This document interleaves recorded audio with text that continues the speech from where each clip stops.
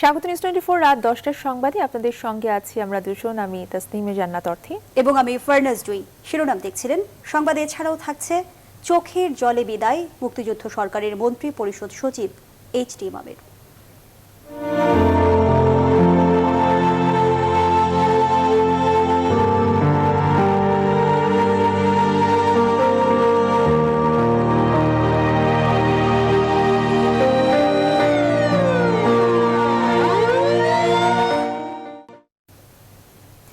এবারে বিস্তারিত।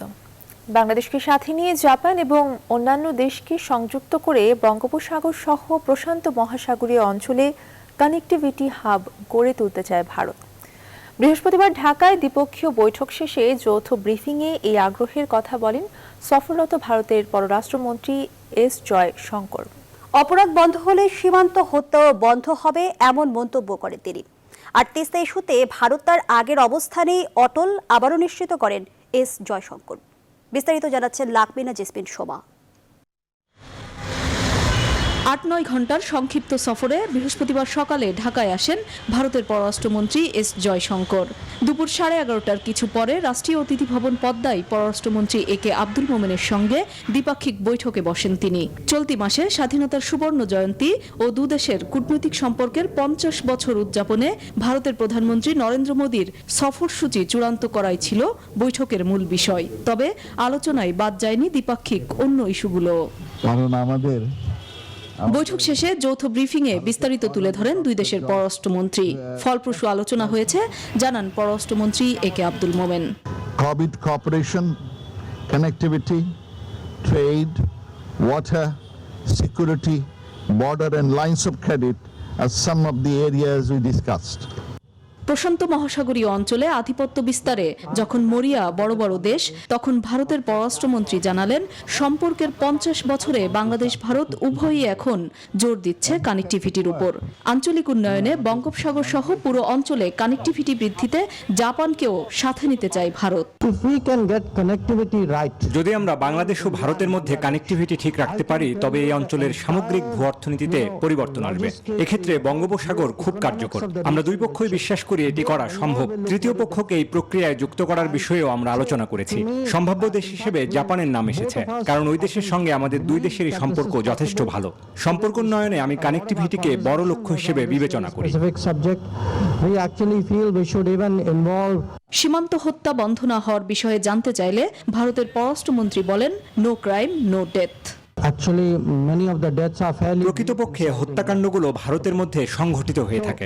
আমরা বিষয়টি নিয়ে আলোচনা করেছি। আমরা একমত হয়েছি যে প্রতিটি হত্যাকাণ্ডই দুঃখজনক, কিন্তু আমরা নিজেদের প্রশ্ন করেছি সমস্যার মূল কারণ কি, এবং এটি হচ্ছে অপরাধমূলক কর্মকাণ্ড। আমাদের দুপক্ষের লক্ষ্য হওয়া উচিত অপরাধবিহীন সীমান্ত, যাতে করে হত্যাকাণ্ড না হয়। তিস্তা চুক্তি বিষয়ে কোনো সুখবর দেননি জয়শঙ্কর। এটি নিয়ে আলোচনা হয়েছে। শিগগিরই পানি সচিব পর্যায়ের বৈঠক হবে। তিস্তা চুক্তি নিয়ে ভারত সরকারের অবস্থান আপনারা জানেন, সেখানে পরিবর্তন হয়নি। আগামী 26-27 মার্চ ঢাকা সফর করবেন ভারতের প্রধানমন্ত্রী নরেন্দ্র মোদী। লাকমিনা জেসমিন শোভা, নিউজ 24, ঢাকা। প্রতিবেশী দেশগুলোর মধ্যে যে কোনো সমস্যা সমঝোতা ও আলোচনার মধ্যে সমাধান করা উচিত বলে মন্তব্য করেছেন প্রধানমন্ত্রী শেখ হাসিনা। বৃহস্পতিবার বিকেলে গণভবনে সফররত ভারতের পররাষ্ট্রমন্ত্রী ডক্টর এস জয়শঙ্করকে সৌজন্য সাক্ষাৎ প্রদানকালে একথা বলেন প্রধানমন্ত্রী শেখ হাসিনা। বাংলাদেশে করোনা ভাইরাস মহামারী প্রতিরোধে এরই মধ্যে টিকা শুরু হয়েছে উল্লেখ করে প্রধানমন্ত্রী বলেন, পর্যায়ক্রমে সবাইকে টিকা দেওয়ার আওতায় আনা হবে। টিকা সরবরাহ সহ কোভিড-19 মহামারী সংকটে বাংলাদেশের পাশে দাঁড়ানোয় ভারত সরকারকে ধন্যবাদ দেন তিনি। করোনা সংকটে বাংলাদেশের পাশে থাকার প্রতিশ্রুতি পুনর্ব্যক্ত করেন ভারতের পররাষ্ট্রমন্ত্রী। সাক্ষাৎকালে ভারতের পররাষ্ট্রমন্ত্রী তার বাবা, ভারতের সাবেক সরকারি কর্মকর্তা কে সুব্রামারিয়ামের বাংলাদেশের মুক্তিযুদ্ধ নিয়ে লেখা বই লিবারেশন ওয়ার অব বাংলাদেশ প্রধানমন্ত্রীর হাতে তুলে দেন।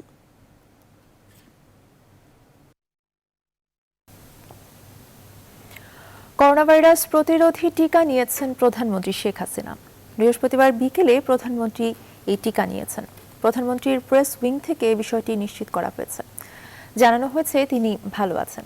এর আগে প্রধানমন্ত্রী সবাইকে নির্ভয়ে টিকা নেওয়ার আহ্বান জানান এবং গত শনিবার দেশে আরও 3 কোটি ডোজ টিকা আনার নির্দেশনা দেন। প্রসঙ্গত গত ৫ নভেম্বর বাংলাদেশ সরকার অক্সফোর্ড অ্যাস্ট্রাজেনেকার তৈরি এবং ভারতের সেরাম ইনস্টিটিউটে উৎপাদিত কোভিশিল্ডের ৩ কোটি ডোজ টিকা আনার বিষয়ে চুক্তি করে।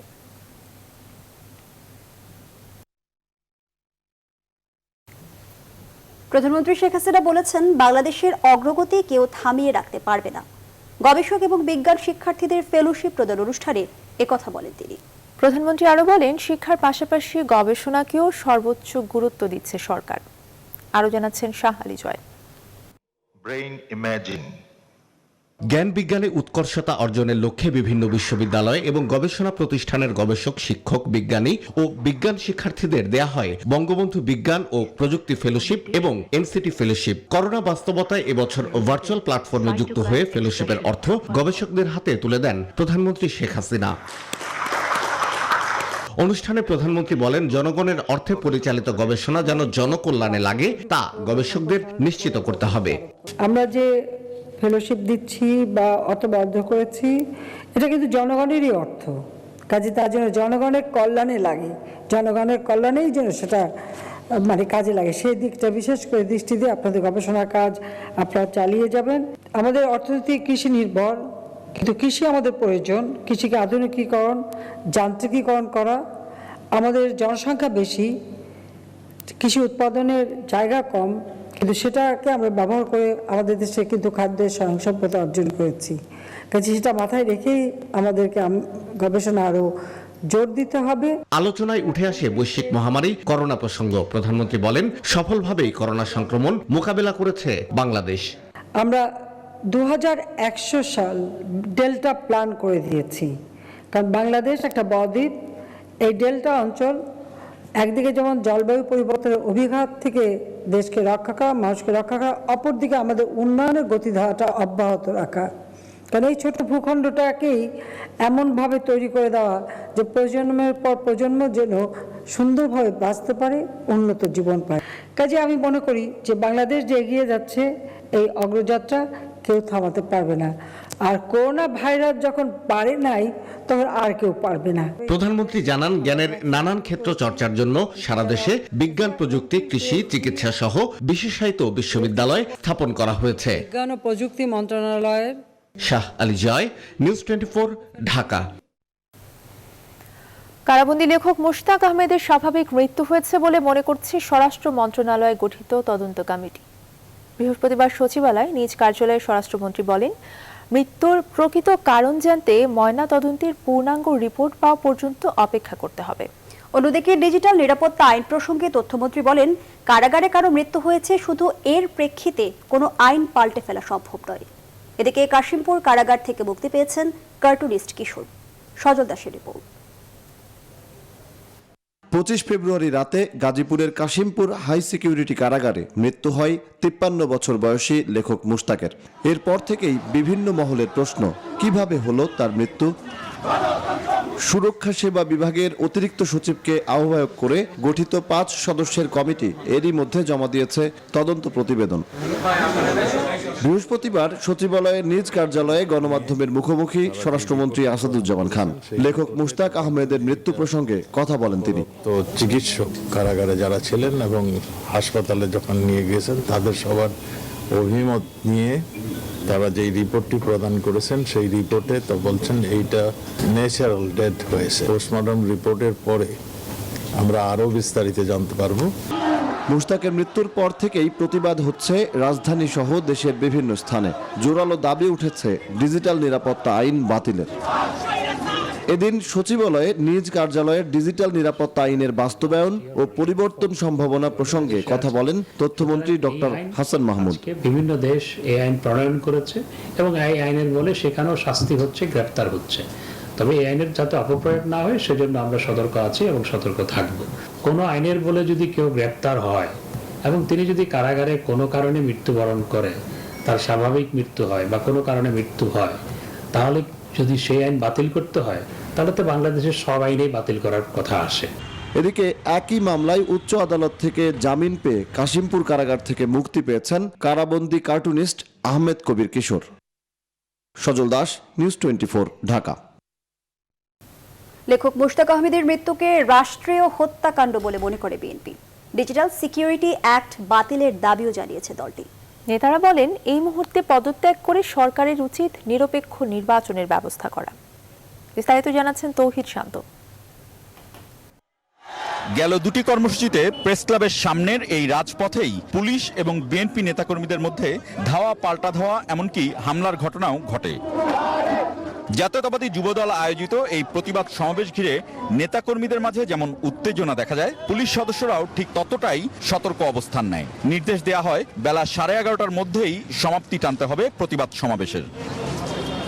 লেখক মুশতাক আহমেদের মৃত্যু এবং নোয়াখালীর বসিরহাটে ক্ষমতাসীন দলের দুই গ্রুপের সংঘর্ষে নিহত সাংবাদিক বোরহানুদ্দিন মোজাক্কির হত্যার বিচারের দাবির এই সমাবেশ থেকে দলের নেতারা বলেন, সরকার যেহেতু ভোটে আসেনি, তাদের ক্ষমতায় থাকাটাও তাই বৈধ নয়।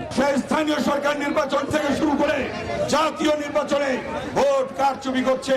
যে মোশতাককে গ্রেফতার করা হলো, সেই মোশতাককে মৃত অবস্থায় পাওয়া গেল, কিন্তু লাশ আমাদের আনতে হলো। এই কারণে আমরা এই দেশ স্বাধীন করি নাই। বিএনপি মহাসচিব অভিযোগ করেন, ডিজিটাল অ্যাক্টের মাধ্যমে আটকে রেখে অনেকটা অবহেলাতেই মুশতাক আহমেদের মৃত্যু ঘটানো হয়েছে। এই হত্যাকাণ্ড রাষ্ট্রীয় মদতে হত্যাকাণ্ড হয়েছে। দেশনেত্রী বেগম খালেদা জিয়াকে মিথ্যা মামলা দেওয়ার কারণে আটক করে রেখেছেন। তাকে অবিলম্বে মুক্তি দিন, অবিলম্বে পদত্যাগ করে একটি নিরপেক্ষ সরকারের অধীনে নির্বাচন দিয়ে জনগণের সরকার প্রতিষ্ঠা করতে হবে। আমাদের হত্যার বিচার চাই, বিচার চাই, ডিজিটাল সিকিউরিটি আইন বাতিল চাই, বাতিল করো। দুপুরে নয়াপল্টন কার্যালয়ের সংবাদ সম্মেলনে দলের সিনিয়র যুগ্ম মহাসচিব রুহুল কবির রিজভী অভিযোগ করেন, সমাবেশ শেষ হলে সেখান থেকে ঢাকা মহানগর দক্ষিণ যুব দলের সভাপতি রফিকুল আলম মজনু সহ অন্তত 20 জন নেতাকর্মীকে আটক করা হয়েছে। তৌহিদ শান্ত, নিউজ 24, ঢাকা। দিনাজপুরের আইনজীবী সমিতির দুপক্ষের সংঘর্ষে আহত হয়েছেন কমপক্ষে 7 আইনজীবী।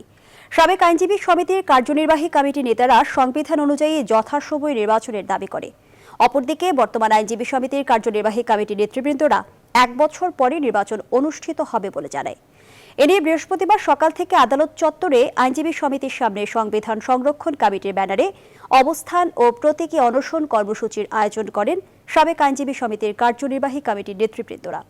পরে দুপুরে আইনজীবী সমিতির কনফারেন্স রুমে বর্তমান ও সাবেক দুপক্ষের নেতৃবৃন্দের মধ্যে কথা কাটাকাটির এক পর্যায়ে সংঘর্ষ বাধে। এ সময় দুপক্ষের 7 জন আইনজীবী আহত হন।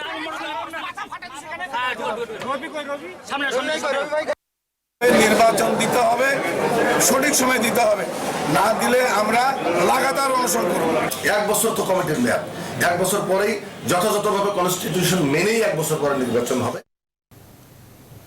চট্টগ্রাম কারাগারে এক হাজতিকে বৈদ্যুতিক শক এবং বিষাক্ত ইনজেকশন দিয়ে হত্যা চেষ্টা করার মামলা তদন্তে পিবিআইকে নির্দেশ দিয়েছেন আদালত।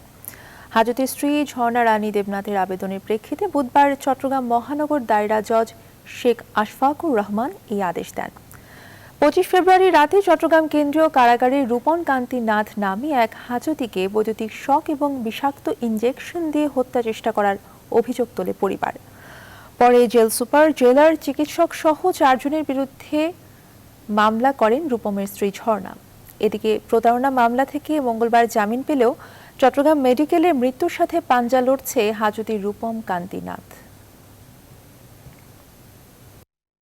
আদালত তদন্তের জন্য নির্দেশ প্রদান করছে। এখন আদালতের দায়িত্ব হচ্ছে যে পিবিআর কাছে এই জিনিসটা, এই আদেশ পৌঁছানো, এবং পিবিআর দায়িত্ব হচ্ছে যে আইন অনুযায়ী 24 ঘন্টার মধ্যে আদালতকে অবহিত করা যে পরিস্থিতি ঘটনাটা কি। সেকশন 5 অনুসারে নির্যাতন, নিষ্ঠুরতা, অমানবিক, লাঞ্ছনা এবং লাঞ্ছনা করার জন্য ব্যবহারের দণ্ড নিষিদ্ধ করার একটি বিধান আছে। তো এই আইনটি যখন করা হয়েছিল, সংবিধানের ওই বিষয়টিকে, ওই আর্টিকেলসটিকে এখানে নেওয়া হয়েছে। রংপুরের বেগম রোকেয়া বিশ্ববিদ্যালয়ের বর্তমান অবস্থার জন্য শিক্ষামন্ত্রী ডাক্তার দীপু মনিকে দায়ী করে সংবাদ সম্মেলন করেছেন উপাচার্য ডক্টর নাজমুল হাসান কলিমুল্লাহ। তবে তারই দাবিকে অসত্য, বানোয়াট এবং ভিত্তিহীন ও উদ্দেশ্য প্রণোদিত বলে জানিয়েছে শিক্ষা মন্ত্রণালয়। এদিকে দুর্নীতির অভিযোগ এনে উপাচার্যকে ক্যাম্পাসে অবাঞ্ছিত ঘোষণা করেছে রোকেয়া বিশ্ববিদ্যালয় বঙ্গবন্ধু শিক্ষক পরিষদ। বিস্তারিত জানাচ্ছেন মাহমুদুল হাসান। বেগম রোকেয়া বিশ্ববিদ্যালয়ের উপাচার্য অধ্যাপক নাজমুল হাসান কলিমুল্লার বিরুদ্ধে বহু পুরনো অভিযোগ, নিয়মিত ক্যাম্পাসে আসেন না তিনি। বারবার এই বিষয়ে শিক্ষক ছাত্ররা মুখ খুললেও অবস্থার পরিবর্তন হয়নি কোনোই। সম্প্রতি তার বিরুদ্ধে দুটি উন্নয়ন প্রকল্পে অনিয়মের প্রমাণ পায় বিশ্ববিদ্যালয়ে মঞ্জুরি কমিশন। এই বিষয়ে বৃহস্পতিবার এক সংবাদ সম্মেলন করেন উপাচার্য। বর্তমানে এ সময় নিজেকে নির্দোষ দাবি করে শিক্ষামন্ত্রী ডাক্তার দীপু মনির উপর সমস্ত দোষ চাপান তিনি। আমাদের বিশ্ববিদ্যালয়ে আমি দায়িত্ব নেওয়ার পরে যাবতীয় যা কিছু ঘটনা প্রত্যক্ষ আপনারা করেছেন, এই সব কিছু তার আশ্রয় প্রশ্রয় এবং আনুকূল্যে ঘটেছে বলে আমি মনে করি। ডক্টর কলিমুল্লাহ বলেন, তারও শিক্ষামন্ত্রীর বাড়ি একই জেলায় হওয়ায় আঞ্চলিক রাজনীতির শিকার তিনি। চাঁদপুরের একটা রাজনীতি আছে, সেই বিষয়টা প্রচ্ছন্নভাবে এখানে হয়তোবা কাজ করেছে এবং আমি এই অবস্থাটা অনানুষ্ঠানিকভাবে মাননীয় প্রধানমন্ত্রীকে অবগত করেছি। এদিকে নিজের দুর্নীতির বিষয়টি ধামাচাপা দিতেই উপাচার্য সংবাদ সম্মেলন করেছেন বলে দাবি করে উপাচার্যকে ক্যাম্পাসে অবাঞ্ছিত ঘোষণা করেছেন শিক্ষক নেতৃবৃন্দ। বঙ্গবন্ধু পরিষদ তাকে এই বিশ্ববিদ্যালয় অবাঞ্ছিত ঘোষণা করলো। এরই মধ্যে শিক্ষামন্ত্রীকে নিয়ে উপাচার্যের দেয়া বক্তব্যের প্রতিবাদ জানিয়েছে শিক্ষা মন্ত্রণালয়। মাহমুদুল হাসান, নিউজ 24, ঢাকা। বনানী কবরস্থানে দাফন শেষে চিরনিদ্রায় শায়িত হলেন প্রধানমন্ত্রীর রাজনৈতিক উপদেষ্টা আওয়ামী লীগের উপদেষ্টা মণ্ডলীর সদস্য এইচ.টি. ইমাম। এর আগে নিজ জেলা সিরাজগঞ্জ এবং ঢাকায় মরহুমের জন্য 2 দফা নামাজে জানাজা অনুষ্ঠিত হয়। শাহালি জয় রিপোর্ট। প্রধানমন্ত্রীর উপদেষ্টা এইচ.টি. ইমামের মরদেহ যখন নিয়ে আসা হয় কেন্দ্রীয় শহীদ মিনার প্রাঙ্গণে শ্রদ্ধা জানাতে, সেখানে জড়ো হন সহকর্মী, ভক্ত আর অনুরাগীরা। তৈরি হয় শোক বিহ্বল পরিবেশের। রাষ্ট্রপতি মোহাম্মদ আব্দুল হামিদ এবং প্রধানমন্ত্রী শেখ হাসিনার পক্ষে তাদের সামরিক সচিববৃন্দ শ্রদ্ধা জানান তার মরদেহে। নিজ দল আওয়ামী লীগের সাধারণ সম্পাদক ওবায়দুল কাদেরের নেতৃত্বে শ্রদ্ধা জানান দলটির কেন্দ্রীয় নেতারা। মেধা শ্রম দিয়ে তিনি সরকারকে যেমন সমর্থন করেছেন, তেমনি করে তিনি দেশের অনেক কাজ করেছেন। জনতার মঞ্চ তৈরিতে তিনি ছিলেন নেপথ্য কারিগর। অবাক হয়ে দেখেছি এই বয়সে তিনি কিভাবে নিয়মানুবর্তিতার মাধ্যমে, একটা আইন শৃঙ্খলার মাধ্যমে প্রত্যেকটি কাজ দক্ষতার সাথে সম্পাদন করতে। শ্রদ্ধা জানাতে আসা মানুষটা বলেন, শুধু আওয়ামী লীগ বা সরকার নয়, এইচ.টি. ইমামের মৃত্যুতে বাংলাদেশ হারালো তার যোগ্য এক সন্তানকে। উনি আমাদের অবশ্যই একজন থিঙ্ক ট্যাঙ্কারের মধ্যে একজন ছিলেন, নীতি নির্ধারণীতে অসাধারণ ভূমিকা রেখেছেন। বাংলাদেশ রাষ্ট্র গঠনে জাতিপিতা বঙ্গবন্ধু শেখ মুজিবের নেতৃত্বে তার আস্থাভাজন হয়ে, তার স্নেহভাজন হয়ে তিনি দেশ এবং জাতি গঠনে অসামান্য অবদান রেখেছেন। প্রধানমন্ত্রীর প্রতি আমি আমার পক্ষ থেকে এবং আমার পরিবারের পক্ষ থেকে আন্তরিকভাবে কৃতজ্ঞতা জানাতে চাই। তিনি যেভাবে আমার বাবাকে শ্রদ্ধা করেছেন, সম্মানিত করেছেন, মূল্যায়ন করেছেন, এটি কিন্তু বিরল।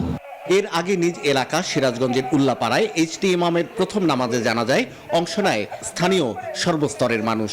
বাদ আসর গুলশানে দ্বিতীয় নামাজে জানাজা শেষে রাষ্ট্রীয় মর্যাদায় বনানী কবরস্থানে দাফন করা হয় এইচ.টি. ইমামকে। শাহ আলী জয়, নিউজ 24, ঢাকা।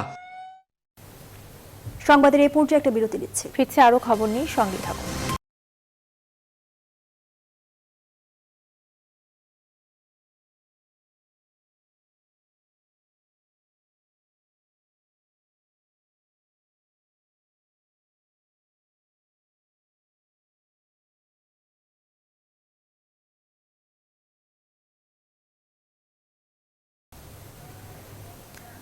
বাংলাদেশ ভারতের মধ্যে মেলবন্ধন আরও জোরদার করতে ঢাকায় ভারত সরকারের উদ্যোগে উদ্বোধন করা হলো ভারতীয় সাংস্কৃতিক কেন্দ্র। বিকেলে রাজধানীর গুলশানে এর উদ্বোধন করেন ভারতের পররাষ্ট্রমন্ত্রী এস জয়শঙ্কর। এই সাংস্কৃতিক কেন্দ্রের মাধ্যমে বাংলাদেশের মানুষ ভারতীয় সংস্কৃতির সাথে আরও ভালোভাবে পরিচিত হতে পারবে বলে জানান তিনি। পাশাপাশি বাংলাদেশিদের জন্য ভারতীয় ভাষা শিক্ষারও ব্যবস্থা থাকছে এই কেন্দ্রে।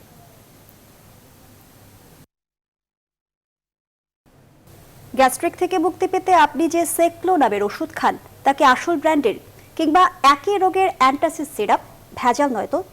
বাজারে এমন চাহিদা সম্পন্ন বেশ কিছু ওষুধ নকল করে কোটি টাকা হাতিয়ে নিচ্ছে একটি বিশেষ চক্র। সেই সাথে আছে ইউনানি ওষুধের লাইসেন্স নিয়ে অ্যালোপ্যাথি ওষুধ বানানোর হিড়িকও। মেশানো হচ্ছে রং এবং ঘন চিনি। এসব ওষুধই ছড়াচ্ছে অলিগলি কিংবা প্রত্যন্ত অঞ্চলের ফার্মেসিগুলোতে, যা স্বাস্থ্য ঝুঁকি বাড়াচ্ছে ভোক্তাদের। সেলিম খানের ছবিতে চিকিৎসা খাতে অসঙ্গতি নিয়ে ধারাবাহিক রিপোর্টের দ্বিতীয় পর্বে এই অনুসন্ধান ফখরুল ইসলামের। ওষুধ জীবন রক্ষা করে, মানুষকে মুক্তি দেয় অসুস্থতা থেকে। রোগ সংক্রমণের ব্যাপকতায় বেশ কিছু ওষুধের চাহিদাও বাজারে বেশ। গ্যাস্ট্রিক, প্রেশার, ডায়াবেটিস, কিডনি রোগের ওষুধ অন্যতম। অতি মুনাফার লোভে এইসব ওষুধই নকল করছে জালিয়াত চক্র। নিউজ 24 এর অনুসন্ধান সাভারের এই কারখানায়।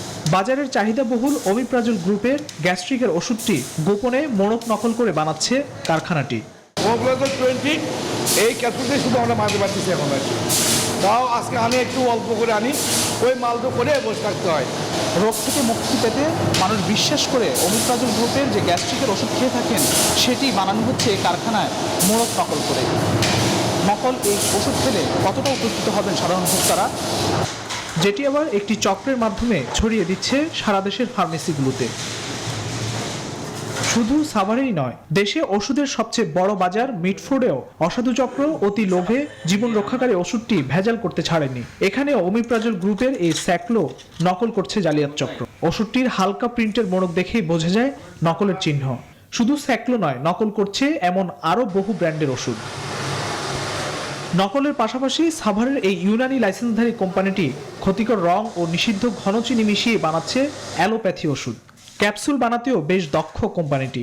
পাশের আরেক ইউনানি কোম্পানি তো অ্যান্টাসিড সিরাপ সহ বানাচ্ছে নানা রকমের ওষুধ। এটা কালার, এটা স্যাকারিন, আর এগুলো প্রিজারভেটিভ। এটা কি জিনিস? এটা কালার। এই কালার কি ব্যবহার করা ঠিক? এটা না, করছেন না, ইউজ করা কি ঠিক হচ্ছে না, সেকেন্ড ইউজ করা ঠিক না। এটা স্যার আমরা শুধু এইটুকুই জানি স্যার যে এটা এরিসিড গ্যাসের কাজ করে, কিন্তু এটা কি স্যার এলোপ্যাথিক ইউনানিতে চলে কিনা এই বিষয়ে স্যার আমার কোনো ধারণা নাই। আইনশৃঙ্খলা বাহিনী বিভিন্ন সময় অভিযানে ভেজাল ওষুধ সিন্ডিকেটের একাধিক সদস্যকে আটক করে। যৌথ অভিযান চালায় ওষুধ প্রশাসন অধিদপ্তরও। ওষুধ প্রশাসনের পরিসংখ্যান বলছে গত 1 বছরে ভেজাল ওষুধ প্রস্তুতের দায়ে জেল দিয়েছে 57 জনকে। এই সব নকল ভেজাল ঔষধ, যেখানে সন্দেহভাজন ঔষধ, আনরেজিস্টার্ড ঔষধ কিংবা ফুড সাপ্লিমেন্ট জাতীয় ওষুধ থেরাপিটিক ক্লেম করে, এইসব বিষয়গুলোর জন্য আমরা নিয়মিত অভিযান পরিচালনা করি। নামি দামি ব্র্যান্ডের ওষুধটা করার চেষ্টা করে, এই সাধারণত আমাদের অবজারভেশন। আমরা এটা থেকে আমাদের জিরো টলারেন্স। ভেজাল ওষুধে স্বাস্থ্য ঝুঁকিতে ভোক্তারা, তাই ভেজাল ওষুধ ও বাড়তি দামের বিরুদ্ধে জোরদার অভিযানের দাবি তাদের। ফখরুল ইসলাম, নিউজ 24, ঢাকা। নতুন ধরনের মাদক আইসের সবচেয়ে বড় চালান আটক করেছে মাদকদ্রব্য নিয়ন্ত্রণ অধিদপ্তর। গ্রিন টির প্যাকেটে জব্দ করা 2 কেজি আইস বা ক্রিস্টাল মেথের বাজার মূল্য প্রায় 10 কোটি টাকা। সংবাদ সম্মেলনে অধিদপ্তরের মহাপরিচালক জানান, থাইল্যান্ড থেকে মিয়ানমার হয়ে ভয়ঙ্কর মাদক বাংলাদেশে ঢুকেছে। আইস নামের এই নতুন মাদক ইয়াবার চেয়েও শতগুণ বেশি শক্তিশালী এবং ক্ষতিকর। বিস্তারিত আশিকুর রহমান শ্রাবণীর প্রতিবেদনে। আইস বা ক্রিস্টাল মেথ পশ্চিমা বিশ্ব থেকে শুরু করে এশিয়ার সিঙ্গাপুর ও থাইল্যান্ডে জনপ্রিয় মাদক। গবেষণা তথ্য বলছে ইয়াবার চেয়েও এই মাদক 100 গুণ ক্ষতিকর। 2019 সালে বাংলাদেশে প্রথমবার এই আইস বা ক্রিস্টাল মেথ ধরা পড়ে, গ্রেপ্তারও হয় একজন। 2 বছর পর কক্সবাজারের টেকনাফে আইসের এ যাবৎকালের সবচেয়ে বড় চালান আটক করেছে মাদকদ্রব্য নিয়ন্ত্রণ অধিদপ্তর। রোহিঙ্গা ক্যাম্প সংলগ্ন জাদিমুড়া এলাকা থেকে আব্দুল্লাহকে আইস সহ গ্রেপ্তার করা হয়। এ নিয়ে মাদকদ্রব্য নিয়ন্ত্রণ অধিদপ্তরের এই সংবাদ সম্মেলন। 2 কেজি পরিমাণ মেথামফেটামিন, যেটাকে আইস বলা হয়, এই ধরনের সবচেয়ে বড় আমাদের চালান সেটা আটক করা হয়েছে। থাইল্যান্ড থেকে আসা আইস মিয়ানমার হয়ে প্রবেশ করে বাংলাদেশে। মহাপরিচালক জানান, ক্রিস্টাল মেথকে মূলত উচ্চবিত্তের মাদক হিসেবে চিহ্নিত করা হয়। দেশের বিস্তারে যারা চেষ্টা করছে তাদের বিষয়ে সর্বোচ্চ সতর্ক আছে অধিদপ্তর। থাইল্যান্ডে মিয়ানমার হয়ে এটা বাংলাদেশে ঢুকেছে, এখন কোথায় যাচ্ছে এটা এখনো তদন্ত বেরিয়ে আসেনি। প্রাসঙ্গিকভাবে সংবাদ সম্মেলনে মাদকাসক্তি নিরাময় কেন্দ্রের পরিবেশ ও দুর্ঘটনা নিয়ে প্রশ্ন ওঠে। তাই অভিযান চালাচ্ছি, কেউ যদি করে থাকে তারা অন্যায় করে আমাদের গোচরে আসলে আমরা এটা বন্ধ করে দিয়ে দিই। আমরা উদ্বিগ্ন, আমরা আশা করি সেটা হয় নাই। যদি হয়ে থাকে এটা তদন্তের বিষয়ে আমরা একটা ব্যবস্থা নেব। মহাপরিচালক আরও জানান, মাদক চোরা কারবারি সশস্ত্র প্রতিপক্ষের বিরুদ্ধে লড়াইয়ে মাদকদ্রব্য নিয়ন্ত্রণ অধিদপ্তরকে অস্ত্র দেওয়ার বিষয়ে নীতি নির্ধারণী পর্যায়ে আলোচনা হচ্ছে। অস্ত্র দেওয়ার বিষয়ে আশিকুর রহমান শ্রাবণ, নিউজ 24, ঢাকা। সংবাদে আবারও বিরতি নিচ্ছে, সঙ্গেই থাকুন।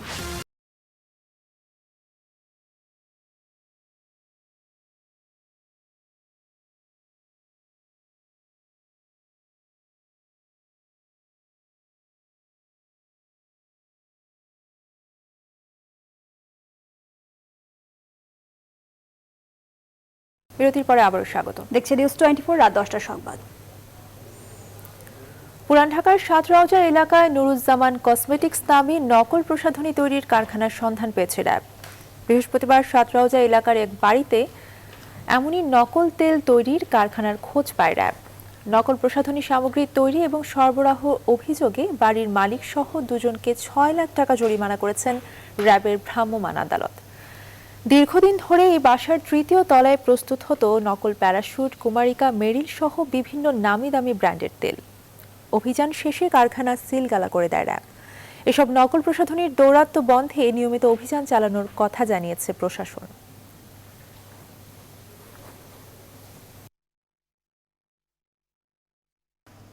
এবার ফার্স্ট সিকিউরিটি ইসলামী ব্যাংক অর্থ বাণিজ্যের সংবাদ।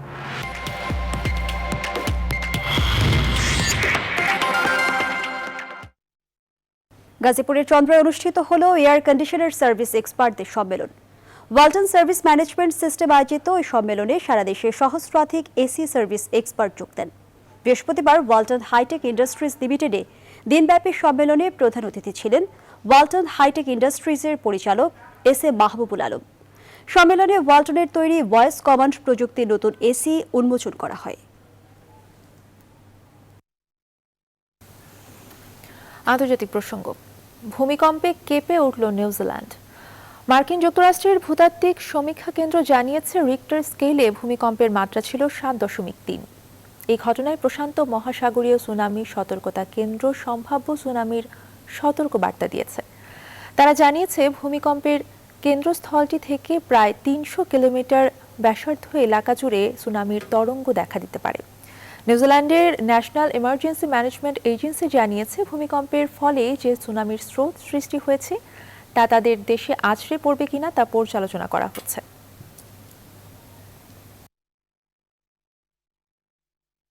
সংবাদের সময় হলো আরো একটা বিরতি, সাথে থাকুন।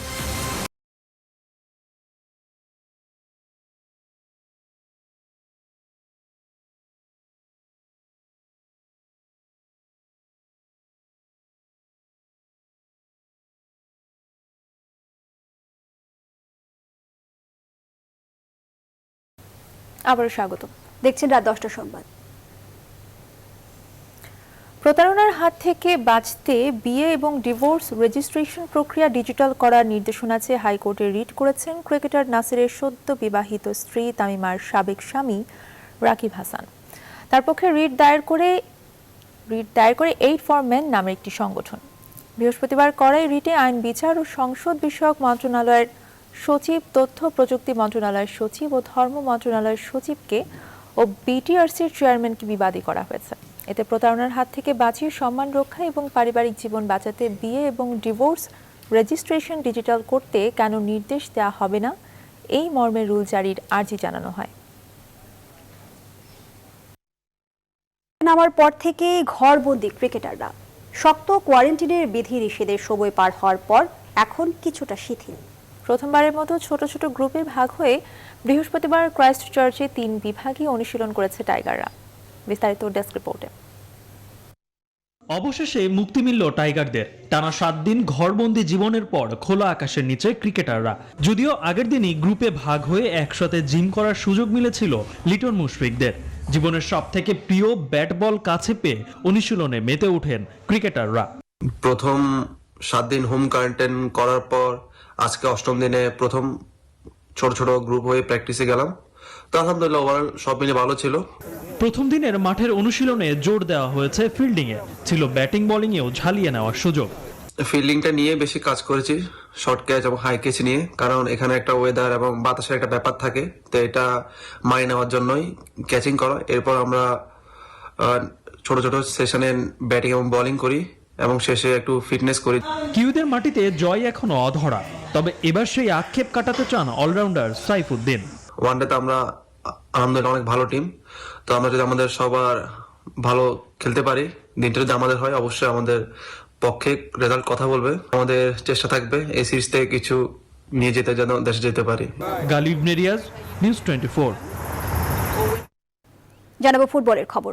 পেশাদার ফুটবল লিগে বাংলাদেশ পুলিশ ফুটবল ক্লাবকে 5-0 গোলে বিধ্বস্ত করেছে শেখ রাসেল ক্রীড়া চক্র। এ জয়ে 20 পয়েন্ট নিয়ে টেবিলের 4-এ থাকলো সাইফুল বাড়ি টিটু শিশুরা। বঙ্গবন্ধু জাতীয় ফুটবল স্টেডিয়ামে মনিকের গোলের পর 28 মিনিটে ব্যবধান দ্বিগুণ করেন জিয়ান কার্লো। এরপর 36-69 মিনিটে জোড়া গোল করেন আব্দুল্লাহ, আর 84 মিনিটে ফাঁকা জালে বল জড়িয়ে শেখ রাসেলের বড় জয় নিশ্চিত করেন আসুরফ।